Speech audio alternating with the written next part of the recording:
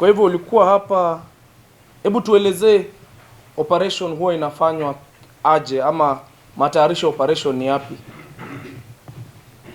Matayarisho ya operation. Naam. Tunakuanga na kwanza mnaelezwa kuhusu ile operation, alafu mnasomewa orders ya vile mnavyofanya ile operation. Sawa. Kwa hivyo Mr. Koech alikuwa hapa akatuambia kabla operation watu hujulishwa siku moja kabla. Ni kweli? Ndio. Na utakubaliana nami pia hiyo siku mliweza kuchukua watu tofauti tofauti kutoka kwa sekta tofauti, kweli? Hapana. Kila sekta ili conduct operation na wale watu wake katika hiyo sekta. Yetu ndio sekta 1 ilichukua watu kwa block ambao wa sekta 1. Hizo block zote ambazo kwa nasikia wakichukua watu kutoka huko juu mpaka huko chini wanakuwa katika sekta moja. Hiyo yote huko ni sekta yetu, in charge yetu ni upande wa Shira. Kwa hivyo unakubaliana nami operation ilikuwa moja hiyo siku? Nimekwambia operation ilikuwa Nataka unijibu, unakubaliana nami au unakubaliani nami? kuongea na wewe. Kwa hivyo Mr. Koech alikuja hapa akatuambia operation ilikuwa moja hiyo siku. Kweli? Na yeye ni mkubwa wako. Na anaweza kutajia watu ambao walikuwa kwenye hiyo operation.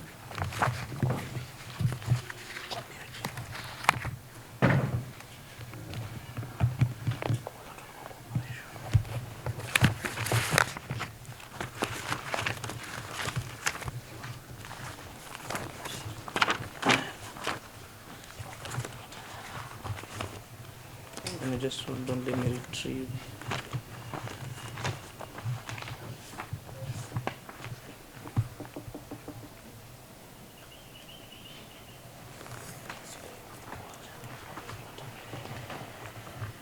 You know, I'll try and retrieve the same.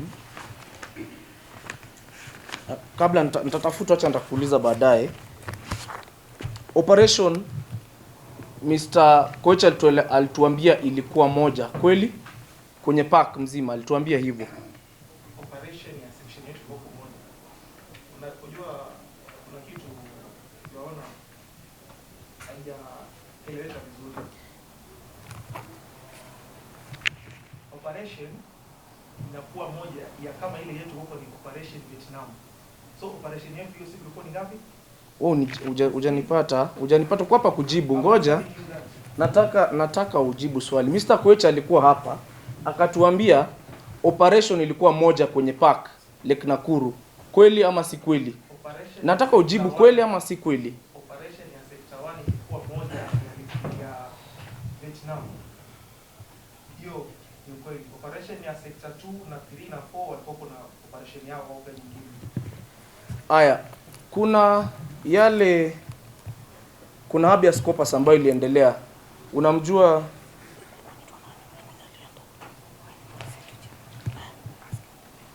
unakumbuka yule mkubwa ambaye aliweza kupelekwa transfer? Unamfahamu jina? Mr. Oyugi. Mr. Oyugi unafahamu kuwa alikuwa mahakamani akaeleza pia mahakama kuu kuwa operation ilikuwa moja hiyo siku? Ndio nakwambia operation ilikuwa moja ya sector 1, operation Vietnam. Sector 1 operation yetu huko inaitwa operation Vietnam. Ilikuwa hiyo moja. Haya, tuache mambo ya operation.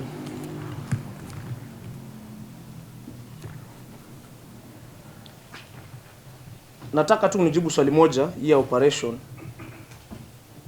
Ushahidi ambao umeweza kutoa ushahidi wote kuonyesha kulikuwa na operation nyingine kwenye park siku hiyo?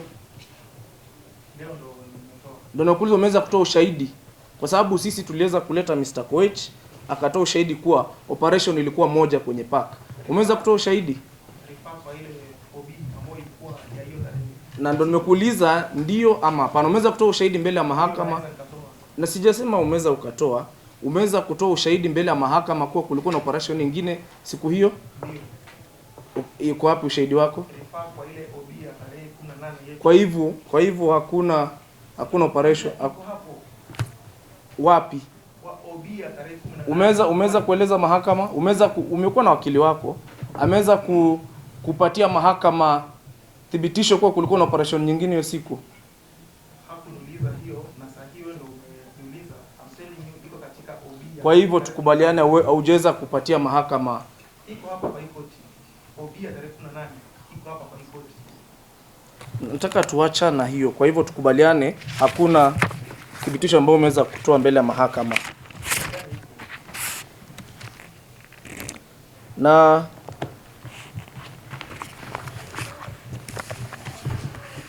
umesema umetaja occurrence book. Nataka unielezee hiyo occurrence book nini wakinafanyika ndo maandishi yaweze kuchapishwa pale kwenye occurrence. Kwa hiyo wakati kweli wewe uliweza kuripoti mali mfungwa aliweza kupotea? Uliripoti wapi? To immediate boss. Kwa hivyo huyu Leonard Langat aliripoti kwa immediate boss wake ama Huyo pia ni mtu wa sector 1. He reported to the same Mr. aya, good.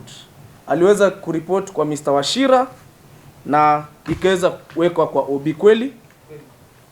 Kwa hivyo hii yako mbona haikuweza kuandikwa kwenye occurrence ya hiyo siku? Kwa nini haikuandikwa hapo? Ndio. Mimi I reported to Mr. Wachira. Is the one sasa labda uje kumuulize hiyo mswali. Mimi ni report kwake. He was the one pay huko achane kitaka pia huko juu. Kwa hivyo wewe yako hujui kama ilifika ama ikufikia, ndio ushahidi wako? Mimi nikisha no report kwake, yeye ndo anachukua. Sawa.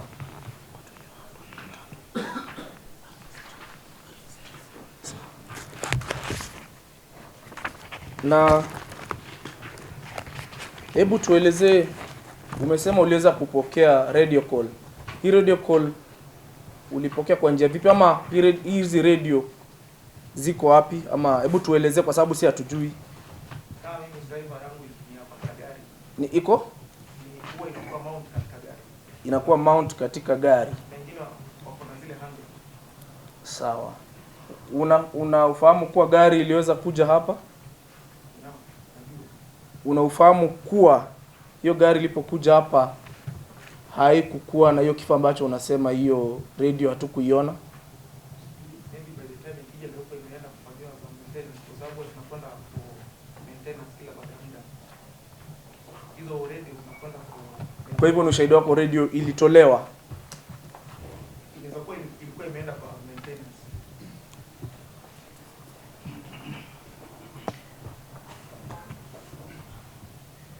Una habari kuwa gari zile ziliweza kuwa inspected na NTSA? Ndio.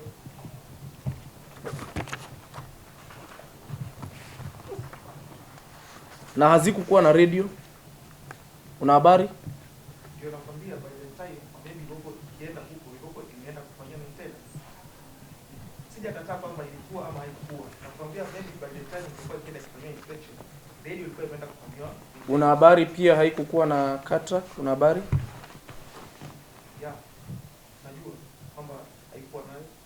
Kwa hivyo pia unajua haikukuwa, kwa hivyo unajua pia haikukuwa na radio huwa wakati ukifanyia inspection? Unajua hivyo? Wewe sasa ndio unaniambia kwamba kwa haiko.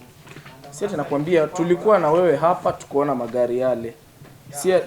Si kitu ambacho nakwambia, ni kitu ambacho kilitolewa ushahidi na uliona. Based on ile report ya NTSA kwamba koko haina, ndio nakwambia mimi pia sasa wewe unaniambia. Una habari kuwa koti ilitoa order kuwa kitu chochote ambacho kinatumika kama ushahidi mahakamani kisikue tampered with? Una habari kuwa kulikuwa na hiyo order?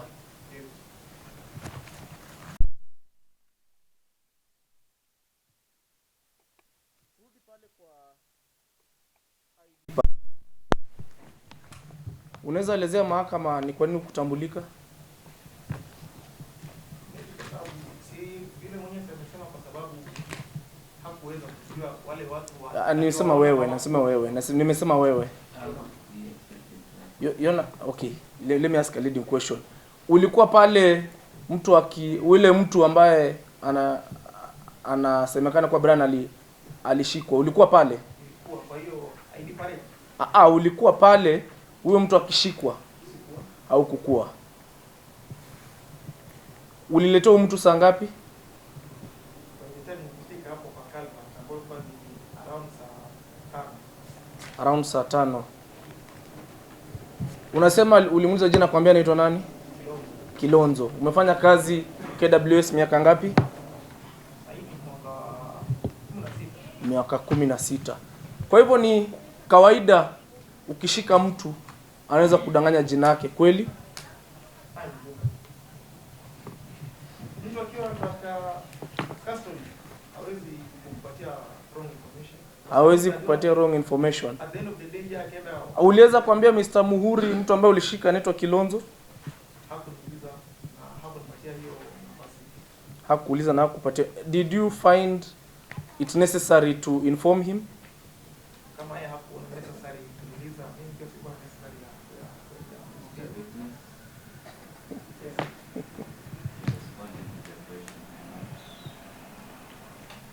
Did you find it necessary to inform Mr. Muhuri of the name of the person you arrested? No, sir.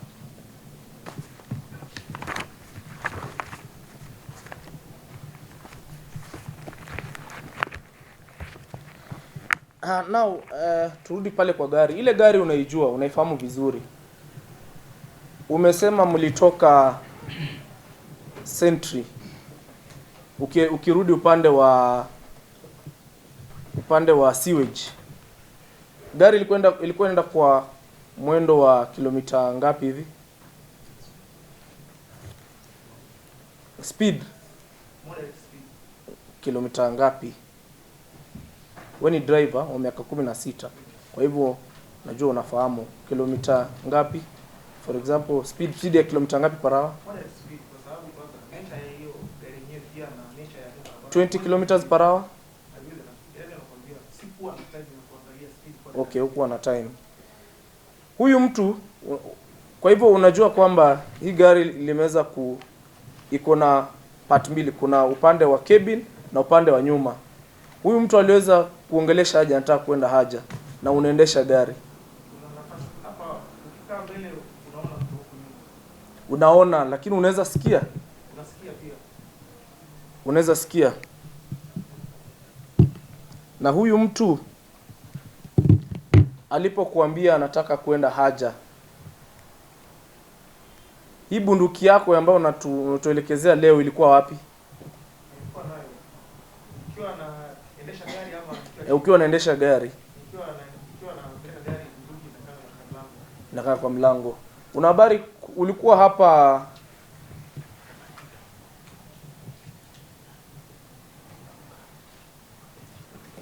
kuna washtakiwa hapa walisema kuwa ulikuwa hapa ni juzi tu. Walisema kuwa watu ambao walikuwa na bunduki hiyo siku ni wawili, ambao walikuwa kazi yao ilikuwa kuchunga mtu ambaye ameshikwa pamoja na mshtakiwa wa pili na watatu. Hii yako ilitoka wapi?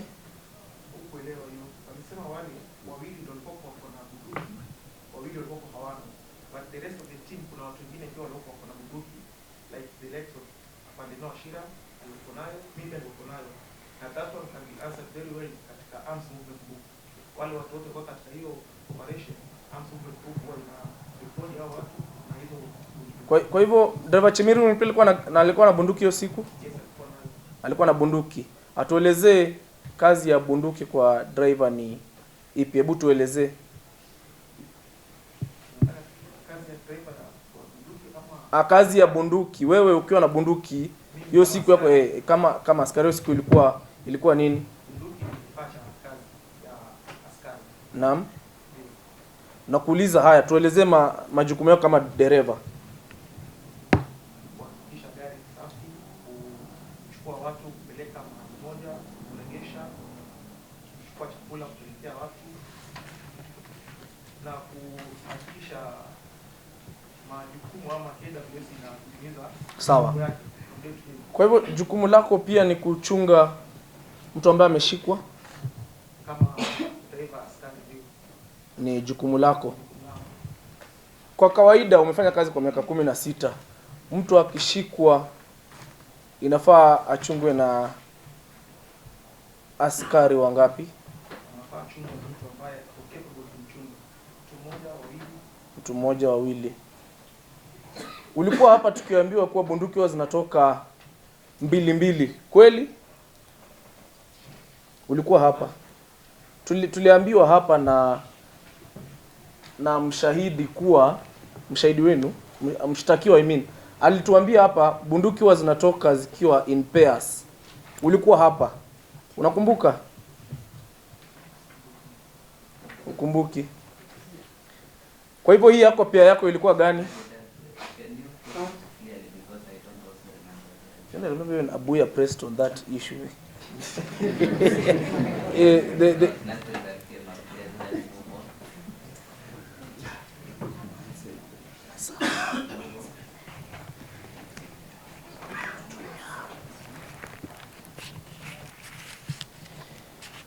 Sawa, tuendelee. Kutoka Sentry mpaka investigations ni mbali gani? 1.5 kilometers, around 1.5 kilometers. Investigations office iko ndani ya park ama nje ya park? Iko nje ya park. Kwa hivyo huyu mtu ambaye ulikuwa naye Sentry, hebu tueleze mbona huu ungemfikisha investigations office na ni karibu sana kutoka pale kwa Sentry? Nisema sababu tatu. Sababu ya kwanza, mimi nilikuwa sina particulars zote. Umetuambia ulijua jina yake. Endelea. Kuna particulars kama GPS coordinate ya mtu pale aliposhikwa. Sio ndo jina pekee yake. Naam. Nataka GPS coordinate, nataka jina ya mtu, ID yake, ile kitu aliyokuwa nayo ameshikiwa nayo, alishikwa kwa makosa gani. I knew nothing about it. Good. Sawa. Kwa hivyo sawa, ni umejibu. Kwa hivyo huwezi jua kweli huyu mtu alikuwa anaitwa Kilonzo. Kweli? Aliponiambia kwamba ajibu swali, huwezi jua alikuwa anaitwa Kilonzo. Hauko na particulars zake, umetuambia hivyo. Ungethibitisha anaitwa Kilonzo. Kweli? aliniambia yeye mwenyewe kwamba anaitwa Kilonzo. You know, let him answer the question. Ni kweli ama si kweli? Haungejua huyu mtu anaitwa Kilonzo. Umesema vitu zinatakana ni ID, coordinates na nini nyingine? Umesema nini nyingine? Umetaja nini nyingine? Vitu vitatu. GPS coordinates, ID na nini? Aya, ndo nimesema huko na hizo particulars. Kwa hivyo mtu alikwambia anaitwa Kilonzo, hungejua kama anaitwa Brian, kama anaitwa Kevin, kama anaitwa Dan, hungejua kweli? Aya. Kwa hivyo ulikuwa unatuelezea mbona ungemfikisha kule investigations kwa sababu ya mambo matatu. Kwa hivyo nini kafanyika baada ya hapo? I was under order pia, so ndio siwezi alipo amri ile huko nimepewa ya kwamba nisubirie hapo. Na ya tatu, mimi sikuwa part ya operation hiyo no siku. Mimi huko jukumu langu huko nichukue wale askari nije nipatiane kwa Shira, then nilegee kwa kazi yangu.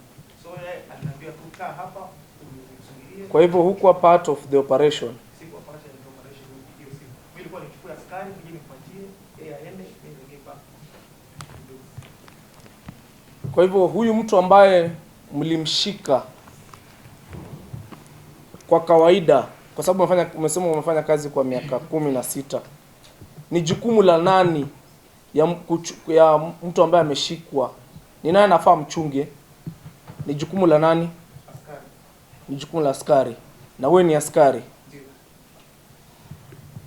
Kwa hivyo unatueleza mbele ya mahakama ilikuwa jukumu yako kuchunga huyu mtu. Mimi ndio nilikabidhiwa, so ilikuwa ni jukumu langu mimi kumchunga.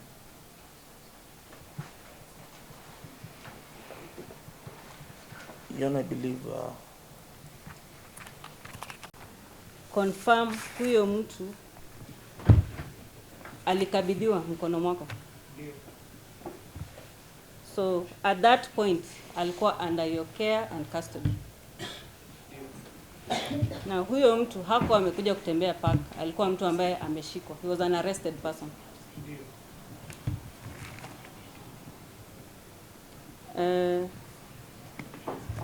Hapo siweje wakati ulifika, confirm uliona Gordon Lwal,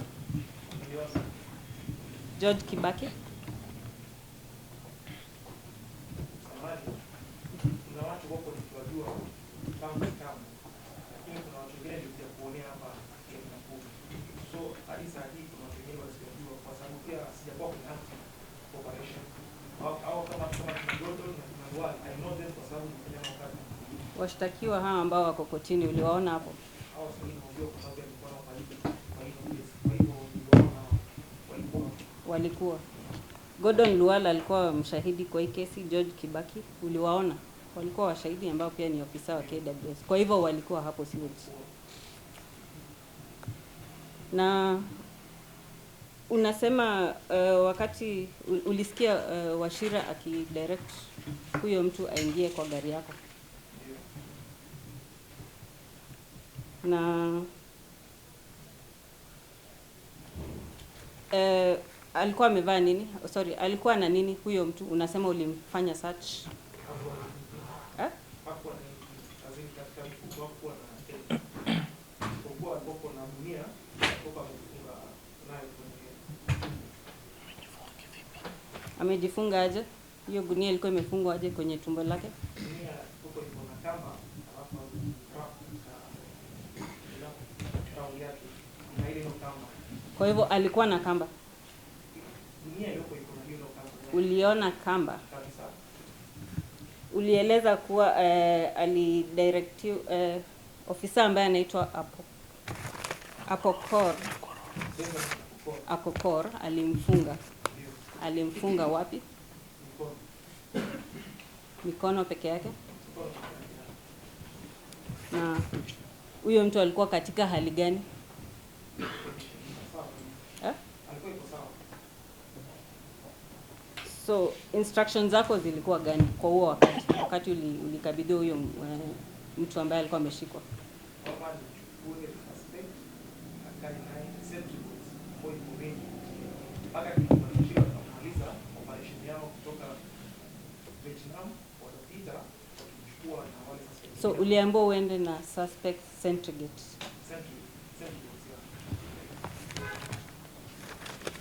Na confirm kwa wakati ulifika sewage huyo mshukio alikuwa ashashikwa, wewe haukumwarrest? Okay. So unasema ilikuchukua dakika ngapi kutoka hapo sewage hadi sentry? Dakika 10. Na hapo sentry confirm sentry box ni hii ambayo iko kwa gate ya park. Ni unaweza describe sentry box? Sentry box ikifika pale kwa main gate ile ambapo watu wanaona ile ya kwanza kwa hiyo hapo kuingia ile kale kama unaona hapo hiyo ndio ndio sentry box. Ni hiyo small structure ambayo iko manned na officer. Okay. So confirm ndio utoke sewage ufike kwa hii sentry box. Ulipita kuna ofisi zenyu hapo zingine. Kuna ofisi hapo. Na hizi ofisi haziko mbali na gate. Ni kama mita ngapi?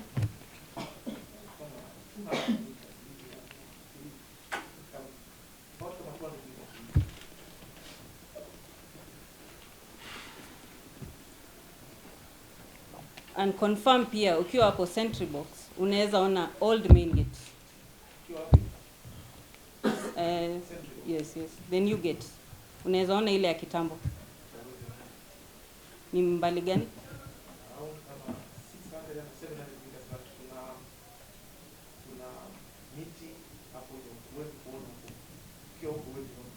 Ukiwa wapi wezi ona wapi? Ukiwa hapo mahali wanasema kwa hii gate ya hapo kwa center kuna na miti huwezi pata clear vision mpaka huko kwa point nyingine. But una confirm ya kwamba kutoka kwa hii sentry box hadi hapo penye kuna ofisi zenyu hapo si mbali? Na hizi ofisi ziko karibu na main gate. So kulingana wewe kama ulitoka hapo sewage kama saa ngapi hivi? Unasema ulifika around saa 5. Sorry saa Ilikuwa hiyo saa 5 na hilo zoezi lote. Kwa hivyo kama ilikuchukua dakika 10 ulifika kwa gate saa 5 na dakika 10 hivi. Kama So kuanzia saa 5 na dakika 10, kuanzia hiyo wakati saa 5 hadi saa 7 ulikuwa na mshukiwa hapo kwa sentry box. Huyu mshukiwa alikuwa wapi? Ndani ama nje? Na wewe? Ulikuwa nje ya gari.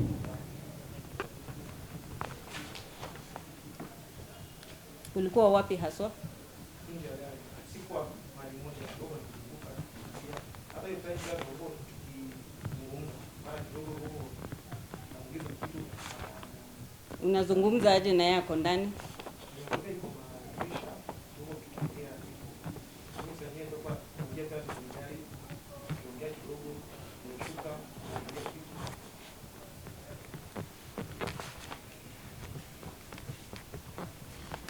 So unasema wakati ilifika saa 7 ulipigia Wachira alicontact the radio na akakwambia uelekee sewage. Kuna sababu yoyote hukuacha mshukiwa ama hukumpeleka kwenye investigation office? Sababu gani?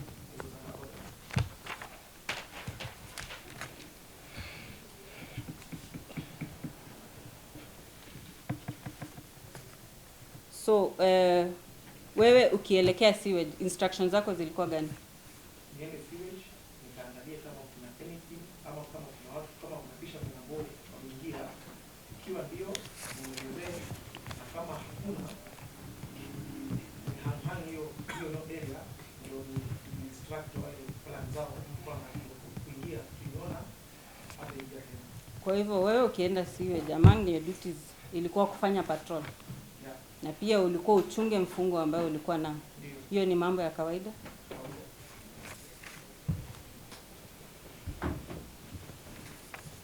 So ulifika sewage? Yeah, ulifika sewage. Kakaa muda gani?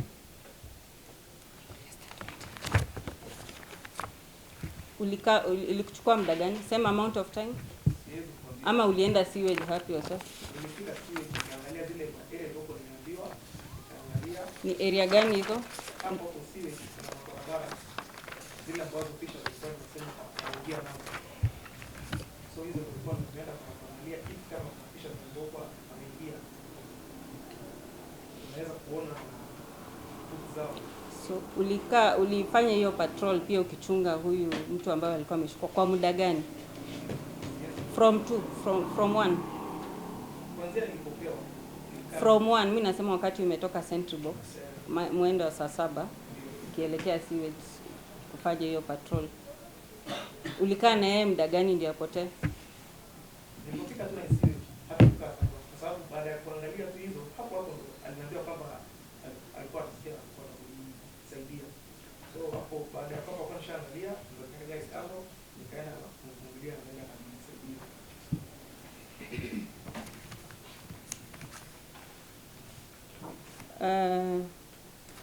So unasema ndio atoroke alikugonga kutumia elbow. Ndio. Kuna pahali pengine uligongwa?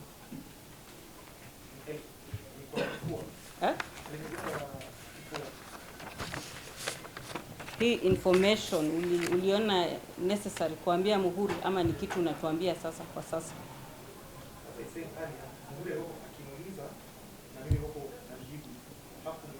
Uliona umuhimu wa kumwambia kwa sababu hayo maneno hayako kwa statement yako ambayo wewe mwenyewe umeconfirm ulisign. Hakunipatia nafasi ya kumwambia.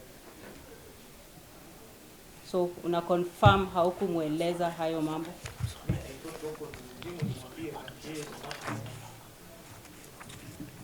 Kwa hiyo unasema uliumia sana. Yeah. Kiwango ambayo ilisababisha ukaanguka chini. So hii ilichukua muda gani wewe yeye kukugonga ukaanguka? Kitambo angalia ukaona ameanza kutoroka. Nina blink kwa naye. Kwa haraka sana. Kitu alikushtukia nayo. Like alikuwa ameshafanya calculation zake vizuri. So mimi wakati ile nimeenda kwa kufungulia mlango akaniona hapo. Okay. So unasema baada ya hapo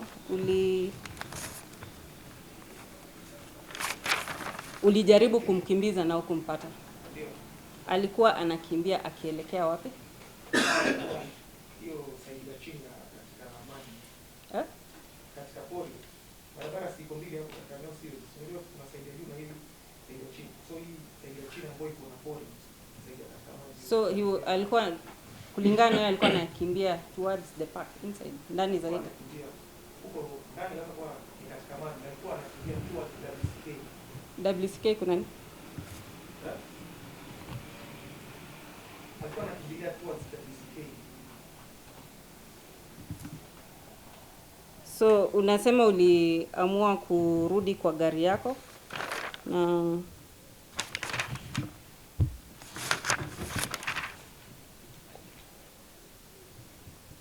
ukaamua kufanya kitu ambayo inaitwa field craft, kulay ambush kwake. Yeah. So ni nini haswa? Field craft ni masomo ya paramilitary. Ulifanya nini haswa hii ambayo inaitwa field craft? Field craft ni masomo ya paramilitary ambayo ndani yake ndio kuna topic ya ambush. So nilitumia hiyo ujuzi wa kwenda kuweka ambush ndani yake. Kama mtu anashambulia zili na kama ni saa ama ni mwendo na unajua pale mahali anapoelekea, unaamua kwenda kuweka ambush ndani yake. So ulienda ukampita ama unamaanisha ni ukienda mbele yake? Kama sasa unajua huyo mtu anafikia towards the park na unaona tayari hapo mbele yako, so unaweza kuamua kutumia njia nyingine ya haraka uende mbele, unaenda kumtafuta. So wewe ulijua anaenda wapi ama ulienda wapi mbele yake? Kwa vile kwa anapokimbia alikuwa anakimbia towards the CK wangu, na pia kwa hiyo kwa ile muda kwa hiyo siku mbili kama ambapo kwa niishi hapo, kuna njia notorious zaidi hapo na CK. So nilijua alikuwa anaenda kutumia hiyo njia kutoka nayo. That's why kwenda kufanyia kwenda na hiyo ambush huko. So hapo ukienda hapo mbele yake ulikaa hapo? Yeah, nilikaa. So ulienda na gari? Nilienda na gari na nikashuka kwenye gari nikaingia katika pori. So uliacha gari ukashuka? Niliacha gari nikashuka, nikaangalia kwa ile njia kama tayari nimeshapita, nikaona bado nikaingia katika pori. Sawa, ili kuchukua muda gani kutoka hii pahali ambapo alitorokea, pahali ambapo alikugonga akatoroka hadi hapa ulienda kulay ambush? What distance ilichukua muda gani kufika hapo? Kwa sababu huko naenda na bado kuniangalia, nilikuwa naenda tu kwa pori. Nimetumia around kama 10 minutes. Nikaenda paka hapo nikaenda ambush. So unasema uliacha gari ukaingia kwenye pori. Ukiwa ukakaa muda gani kwa pori ukilay ambush? Nilikaa kwa nilikuwa nikiestimate kama mtu anakimbia anaweza kufika hapo muda gani pia. Mimi nasema wewe ulikaa muda gani ukilay ambush?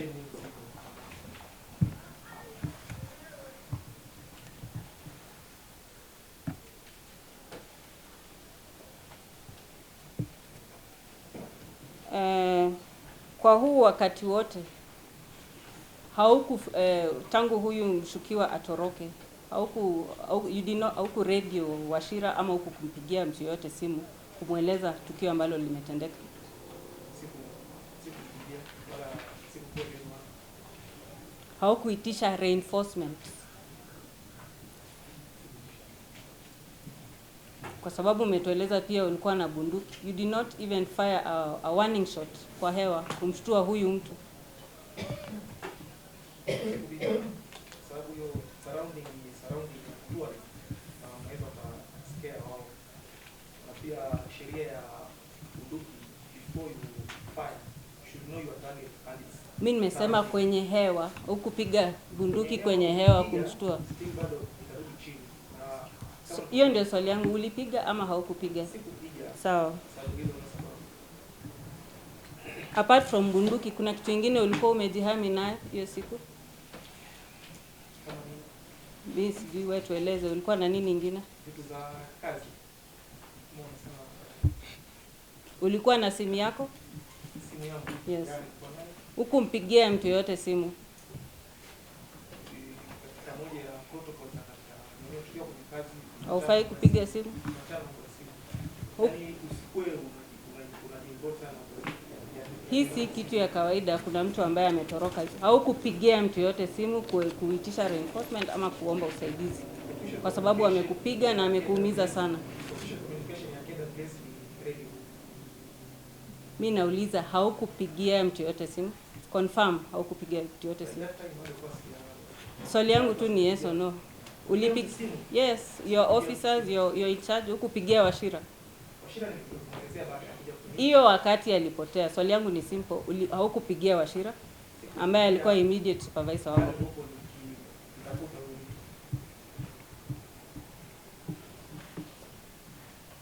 So ni Wachira ndiye ajue huyu mtu, ndiye apate habari kuna mtu ambaye amepotea. Ni yeye alikupigia kupitia radio, si wewe ulimjulisha. Alipigia kutaka kujua findings ya ile area ambapo amemtuma, ndio kabisa nitampatia na hiyo information. So confirm it is Wachira who called to inquire. It is not you who informed Wachira. Alipigia kutaka kujua information. Kwa nini haukuona necessary kujulisha mkubwa wako wakati hili tukio lilitendeka? By that time kama ningesimama na nikaanza kuelezana, yule mtu angepotea. Bado niko na moyo kama naweza nikampata within time. So kama ningesimama na nikaanza kufanya communication na kuelezea wengine, angenipotea. Kulingana na wewe, hii radio unasema ilikuwa mounted kwenye gari. Kwa hivyo wewe kuzungumza kwenye radio haingekuzuia chochote kuendesha gari.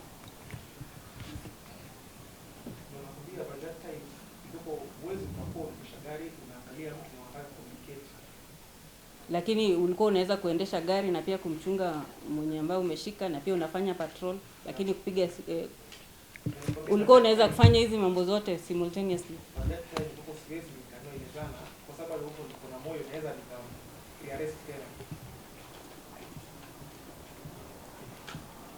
So unasema Wachira wakati alikupigia ulimweleza na alikaa ni kama amekasirika?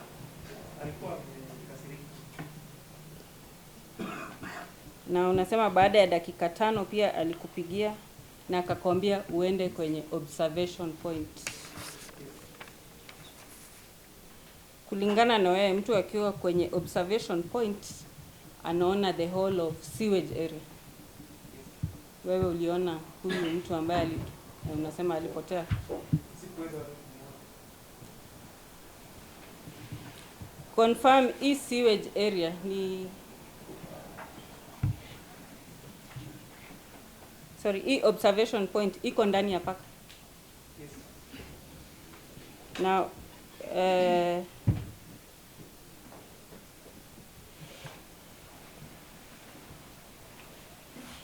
umesema ulikuwa unaangalia hapo awali. Nilikuwa nimesema nilikuuliza ulikuwa na vifaa gani, ukasema tu ulikuwa na bunduki pekee. Nilikuuliza vifaa vya kazi, lakini swali au kurudia tena. Ulikuwa na nini? Nilikuwa niko na bunduki, hadi binoculars, nilikuwa niko na hydration bag, maji. Nilikuwa na webbing. Uko na Webbing. Webbing ni? Webbing ni ile koti kwa watu wanavaa, inaweka hizo kwa zile mapanga za risasi. Nini ingine?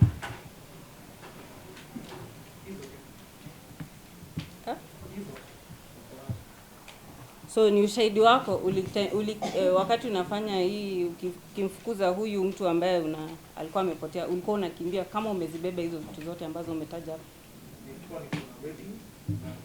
They were on your body. So as you ran, they were with you. Zilikuwa wapi?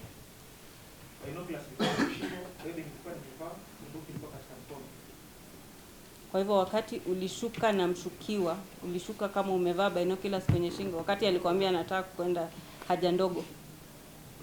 Binoculars ni kama tu nguo, unaweza kuwa unaangalia kila mahali.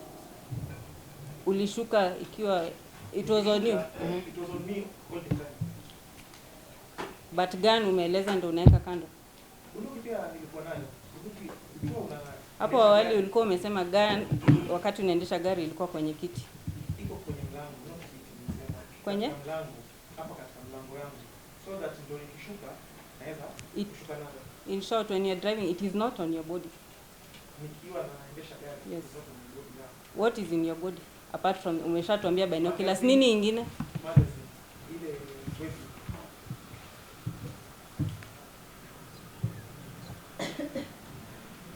So unasema ulikaa kwenye hiyo OP hadi saa 11. So this is from ilikuchukua, huyu mtu alisema alipotea 20 minutes past 1 to 5. You are at OP. Hiyo OP iko manned? Is it manned? Iko na watu? Okay. Ulikuwa peke yako? So unasema at, saa 11 ulitoka kwenye OP kwa sababu mlikuwa mnafanya collapse. Collapse ni nini? Kola. Ndio zile events za siku yote, kila mtu ile kwa anapeana kikosi yake kwa mkoa yetu, ndio zinakuwa huko. Kama uko umeenda na patrol mahali, unaona nini, ndio unaelewana. Kama uko mahali, unaelewana. Okay, so wakati wewe ulitoka kwenye OP ulienda wapi?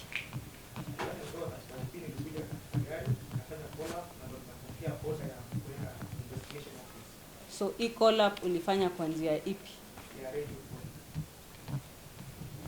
Ulikuwa una inform nani?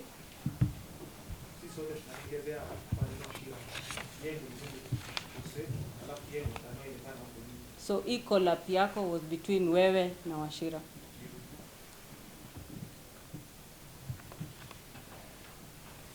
So unasema uliingia kwenye gari akakupea instructions zipi Wachira? Baada ya call up. Yes. Niende investigation, niende nikachukue wale askari wa ile wa zile blok zetu ambazo ziko karibu na which is Alpha 1, Alpha 3 na Alpha 5. So ukisema investigation ni investigation office yenyu. Yeah.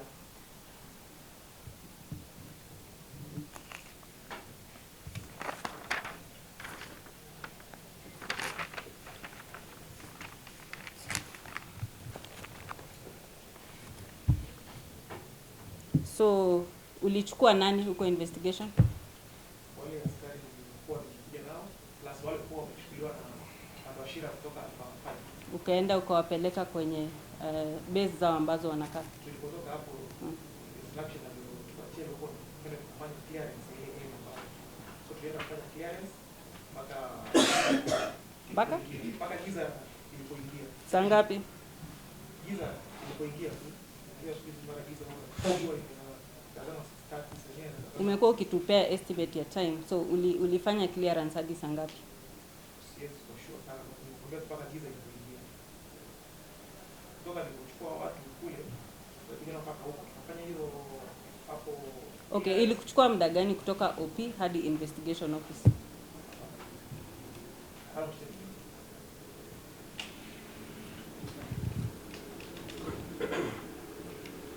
So ulikaa investigation office ama uliwachukua tu, ulifika na ukawachukua na mkatoka?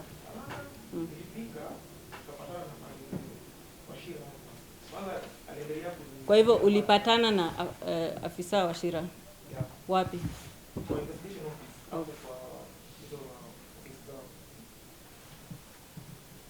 So ulikaa kwa investigation office muda gani? Okay, what were your instructions from Wachira after that?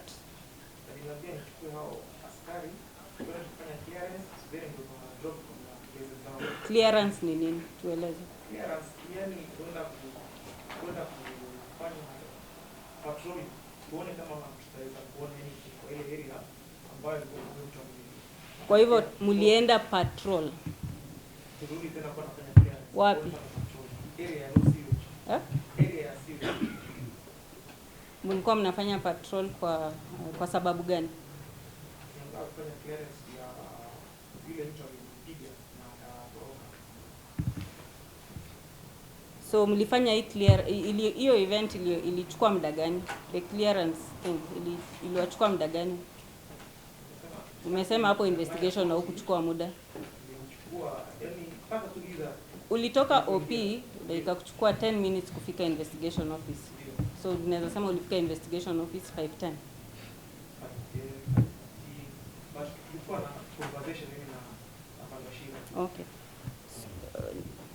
Kwanza confirm hapo investigation office umesema uliona Wachira? Niliona Bashira. Hao wengine uliona?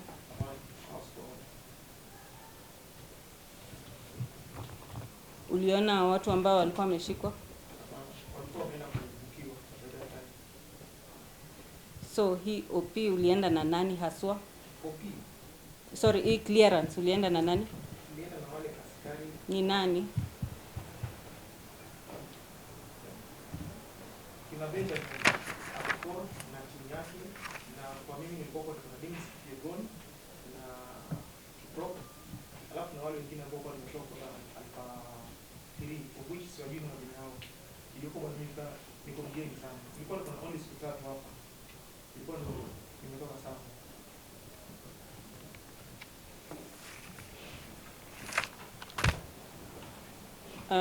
So after that kulingana na wewe baada ya kufanya hiyo clearance Baada ya kufanya clearance, ambao huwezi estimate time around 1900 ndio nilimweleza Fatima Shira kwamba tumefanya clearance na hatukupiga. kwa hivyo 7 pm ndio kulingana na wewe ndio mliacha kufanya kazi ya clearance. Ndio nilimwambia Fatima Shira kwamba tumefanya clearance na hatukupiga. Kwa hivyo mkaenda wapi? Napeleka gari tatu ya bebe na nilikuwa ndio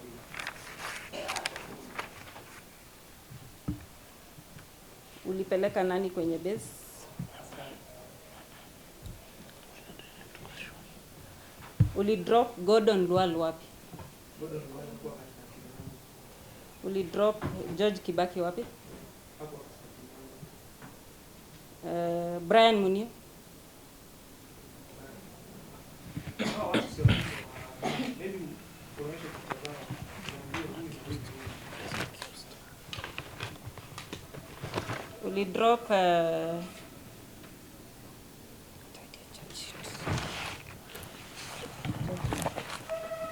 ulidrop mshtakiwa wa kwanza wapi? Wa pili?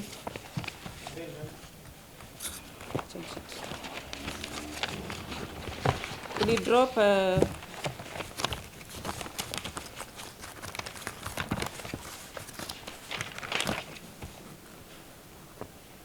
ulidrop Lorogoi wapi? Hapo katika timu yangu. Wabukala, Hapo katika timu yangu. Ochieng Hapo katika timu yangu. na Kimayo. Hapo katika timu yangu. Kwa hivyo ulidrop nani? Nilidrop askari walikuwa katika Alpha 1, Alpha 3 and Alpha 5. Walikuwa wangapi ambao ulidrop? Katika Alpha 1 mimi pia nilikuwa Alpha 1 drop na Dennis na Walikuwa wangapi kwa jumla watu ambao ulidrop? around 7. Around 7.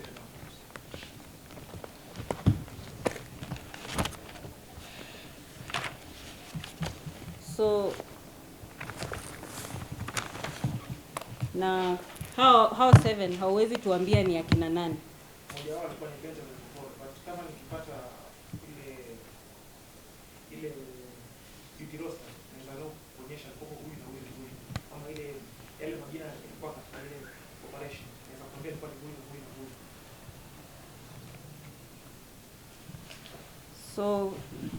So tunaweza sema ulitoka investigation office around some minutes after 5 up to 7 ukaenda kufanya clearance. Hiyo ndio ushahidi wako. Na bado hamkumpata huyu mtu ambaye alikuwa ametoroka. So kutoka hapo ulielekea kwenye makao yako na shughuli yako ya kazi ya hiyo siku iliishia hapo.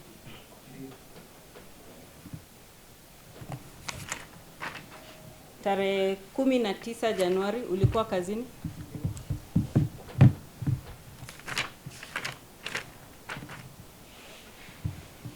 Ulikuja, uli find it necessary kupiga ripoti ya huyo mtu ambaye alipotea?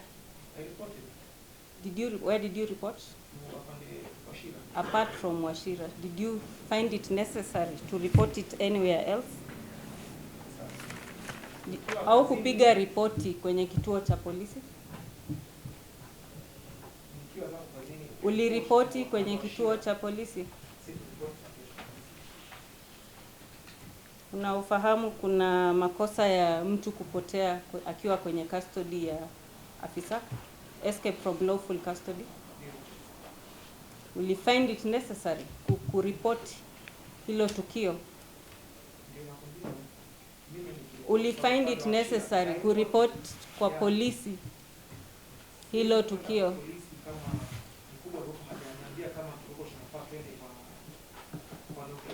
Kwa hivyo wewe haukuona haja?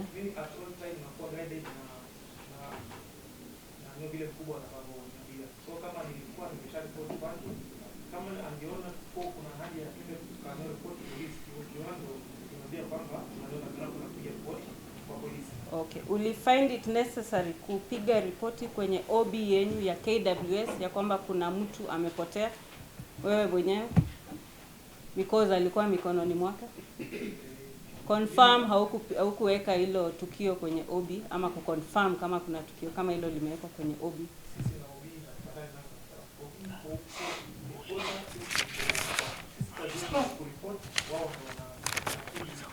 Mimi nasema ulikuwa kazini, ulienda kuhakikisha hilo tukio limewekwa kwenye OB yenu ya KWS kama tukio ambalo lilikuwa limetendeka tarehe 18 Januari 2025. Confirm haukufanya hivyo? Every movement ya askari akiwa kazini inakuwa guided na ile mkubwa. Kwa siwezi kutoka point moja kwenda point nyingine kama kwa sijaambiwa. Kwa hivyo Wachira alikupigia simu ama alikueleza kwa njia yote usipige ripoti kwenye ofisi yenu ya KWS kwamba kuna mtu amepotea mikononi mwako? Nilimuelezea na akaniambia itakuwa booked katika OB. Wewe mwenyewe ulienda kuhakikisha ama ulipiga ripoti wewe mwenyewe kwa sababu alikuwa kwa mikono yako? Kila siku tukipeana, Confirm haukufanya hivyo? tukipeana ripoti we don't. I think my question is just clear. Confirm haukufanya hivyo? I reported. Confirm haukuenda kwenye OB yenu ya KWS kupiga ripoti wewe mwenyewe as the officer concerned? As I told you, siwezi kutoka point moja. Just answer. Nyingine kama sijaambiwa.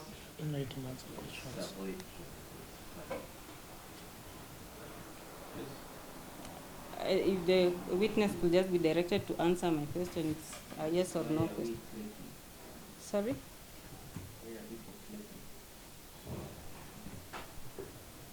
I didn't get your question.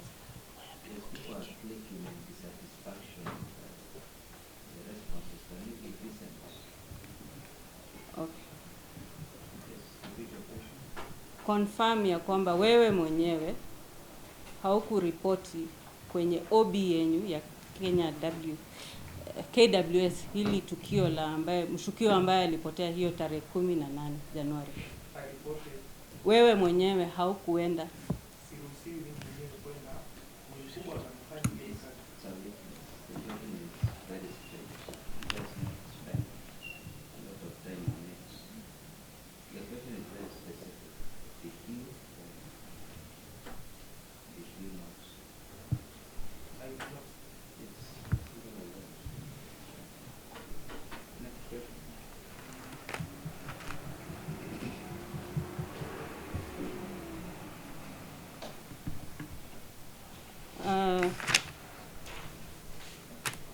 Kwa hivyo ili lilikuwa tukio la kawaida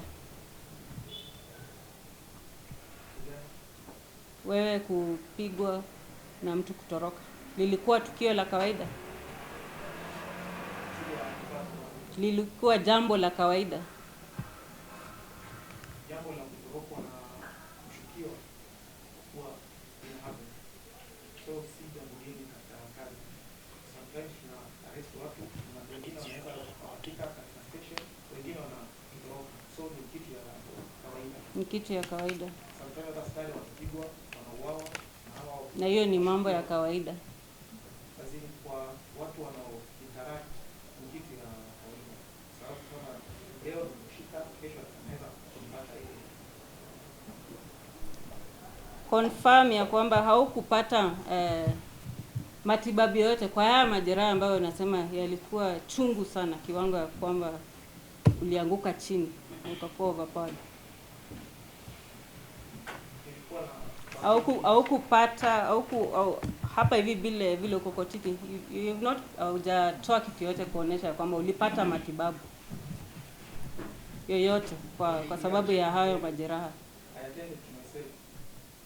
Mi nasema confirm haukupata usaidizi wa daktari.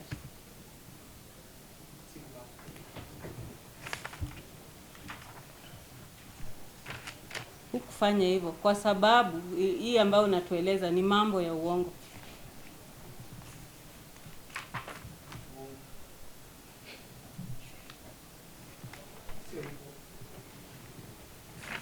Hakuna kitu kama hicho kilitendeka.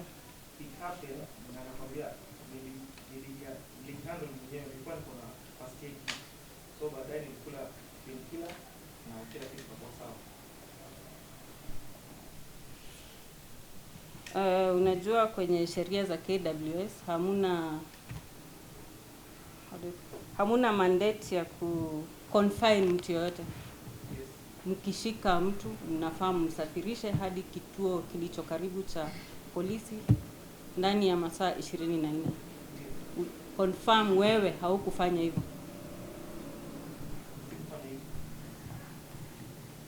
Na licha ya kutuambia huyo mtu alitoroka, haukupiga ripoti yoyote kwenye kituo cha polisi. Kienda haja ndogo, alikuwa bado amejifunga gunia kwenye kiuno chake.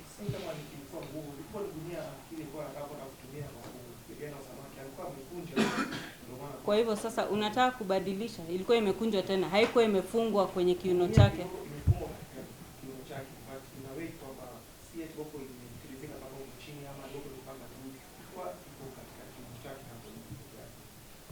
So hizi vitu ziko wapi?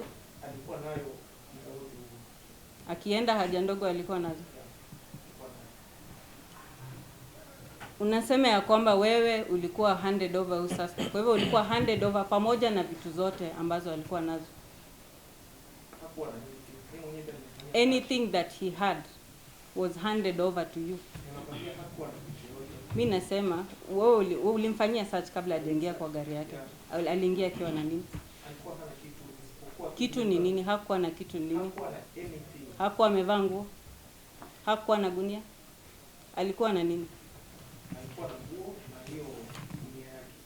So confirm hizo vitu zote ambazo zilikuwa ulikabidhiwa, wakati ukikabidhiwa aliingia na hizo vitu kwenye gari lako.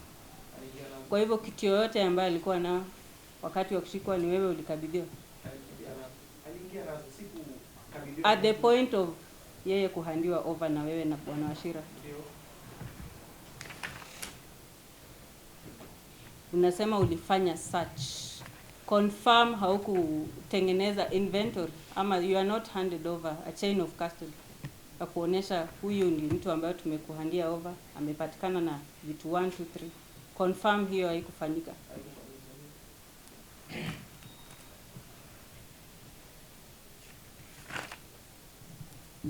Kwa hivyo bila hiyo hauwezi tueleza huyo mtu hakuwa na simu. Umetaja tu kamba na gunia without documenting anything he had. You cannot tell us for sure that he did not have a phone. Wewe wakati hauku document huwezi tuambia alikuwa na hii ama hii. For example, alikuwa na hiyo gunia ilikuwa rangi gani? Kiasi inatoshanaje?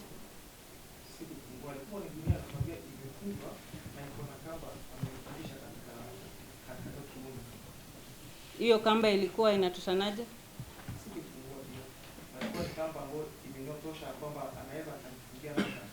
Kwa hivyo hauwezi tueleza hizi vitu specifically zilikuwa zinakaa aje kwa sababu hauku document. Unakubali ilikuwa utekelezaji wa duties zako.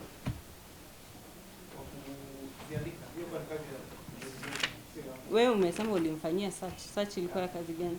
Search ni ukisha arrest mtu lazima uhakikishe hana kitu ya kufahamu kwanza, alafu kama ni mwanadamu ndio unachukua kero ukimpeleka kwa kama ni mwana investigation unaenda kuzipiana.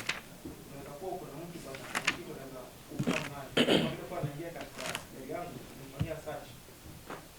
So wakati ulikuwa handed over hapo kwa sewage, wakati bwana Wachira alihand over huyu suspect na vitu ambazo alikuwa nazo ambazo hauwezi tueleza kwa uhakika, huyo mtu una confirm hakuwa tishio kwako kwa huo wakati?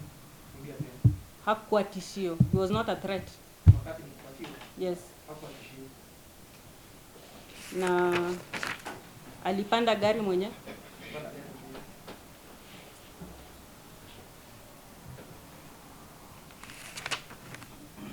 So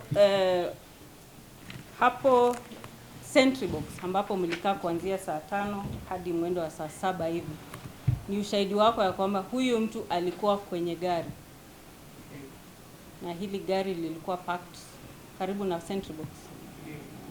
Was there any ventilation in that car? Kwa sababu alikuwa kwenye cabin. Inatoka wapi? kuna madirisha. Ambayo yamefunguliwa? Na ni ushahidi wako wa kwamba mlizungumza na huyu mtu akiwa hapo? Ndio.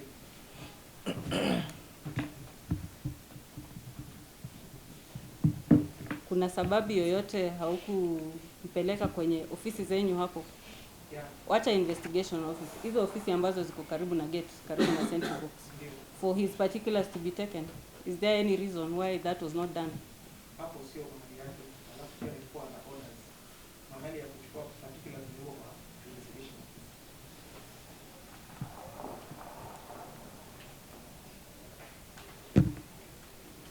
So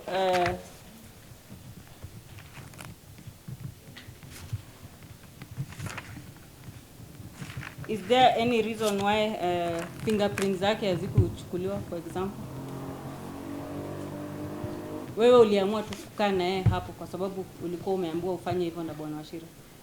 Sikujaangalia. That was my order. Ndio nasema wewe uliamua kukaa na huyo mtu ambaye alikuwa ameshikwa na ambaye alikuwa kwenye gari nyuma kwa sababu ulikuwa under instructions ya bwana Wachira. Yes.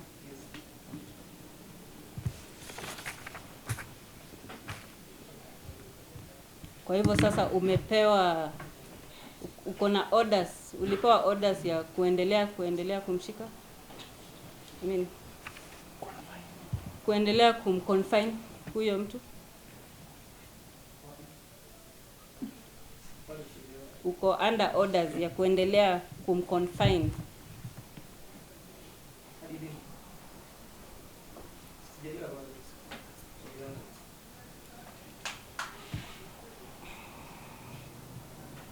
Bado umemconfine huyo mtu? Hapana.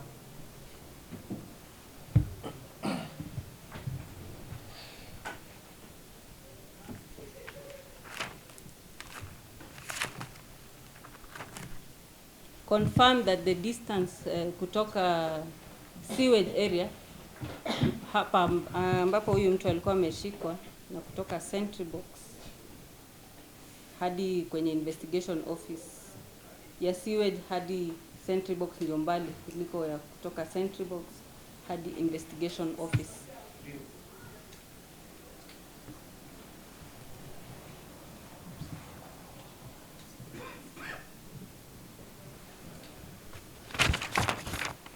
Umesema hii statement yako, una confirm hii statement yako ni wewe ambayo ulisign, Ndio. na hii information ni wewe ambayo ulipea bwana Wachira, sorry, bwana Muhuri? Ndio.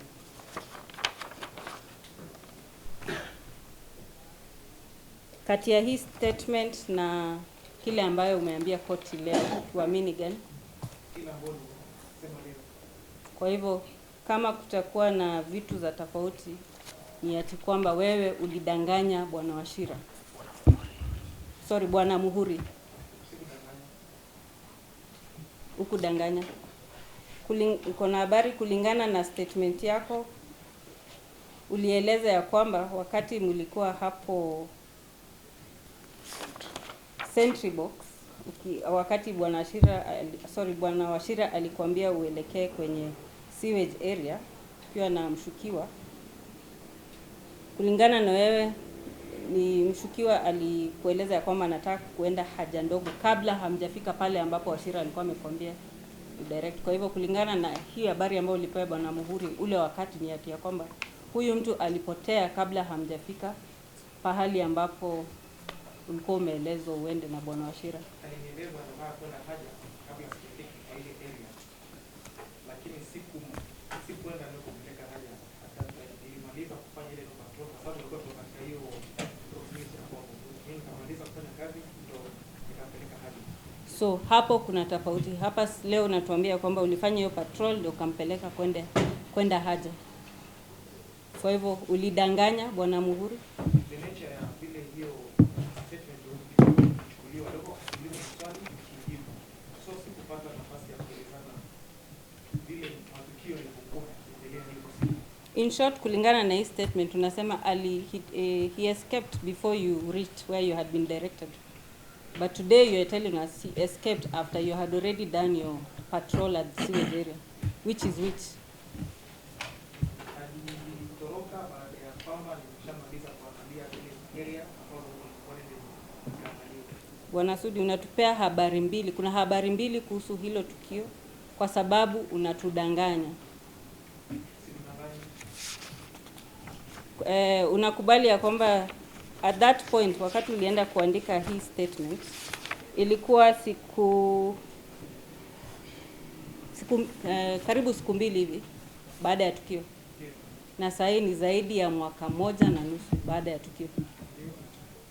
Kwa hivyo unakubaliana na mimi, memory iko fresh wakati tukio limetendeka hivi karibuni kuliko wakati ambapo muda umepita sana. Hata hiyo siku kwanza tuliandika statement kwa tulichoka sana. Na nature ile kwa tunaandika kama tunazungumzia, tulikuwa tukiuliza maswali tujibu. Confirm ya kwamba wakati ulienda kuandika hii statement ulikuwa unajua ilikuwa kuhusu uchunguzi wa kupotea kwa Brian Odhiambo. Na hii statement ulipeana kwa hiari yako. Na una confirm wewe mwenyewe hii signature ambayo iko hapa ni wewe ulisign. Confirm pia hii statement ni a charge and cautionary statement. Ulikuwa cautioned ya kwamba kile ambacho utasema kinaweza tumiwa dhidi yako. Hatukuwa caution. Ulisign. Sign. Yes. Hata tukitolewa katika base tuliambiwa tule tuka report statement ya kusaidia uchunguzi. Hatukuwa hapa na sisi ndio ni suspect to any crime ama confirm ulisign. Chini ya hapo ambapo kuna caution statement ni wewe ulisign.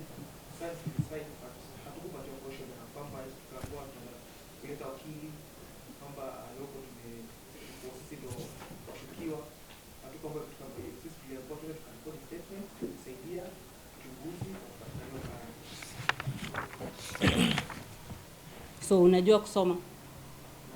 Kwa hivyo ulisign kitu ambacho na unajua kitu ambacho ulisoma.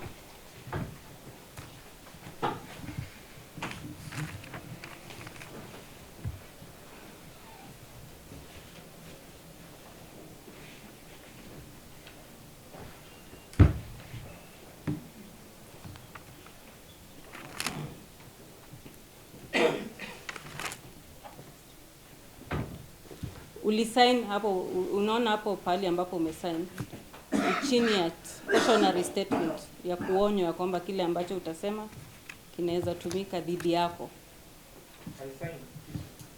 Kwa hivyo kama unakataa hizi unakubali ni wewe ulisign.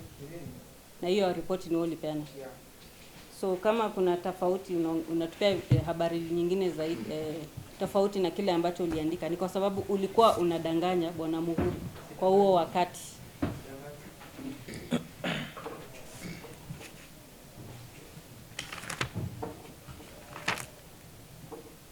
Una confirm kwa huo wakati hauko umefanya kazi Lake Nakuru National Park kwa muda mrefu. Unasema ilikuwa wiki yako ya tatu. Wiki yangu ya kwanza. Ilikuwa nimekuja Lake Nakuru tarehe 10 na nikaanza kazi tarehe 13.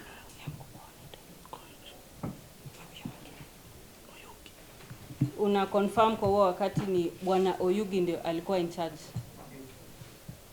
Kwa hivyo wewe kama wiki ya kwanza tunaweza sema haukuwa na enough knowledge ya hiyo area ama the workings operations ya the park. Nilikuwa niko mgeni na area, nilikuwa sio mgeni na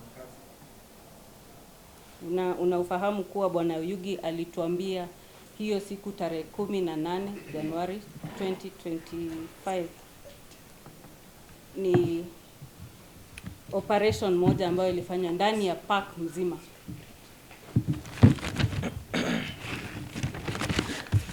Wenzangu wataendelea na maswali.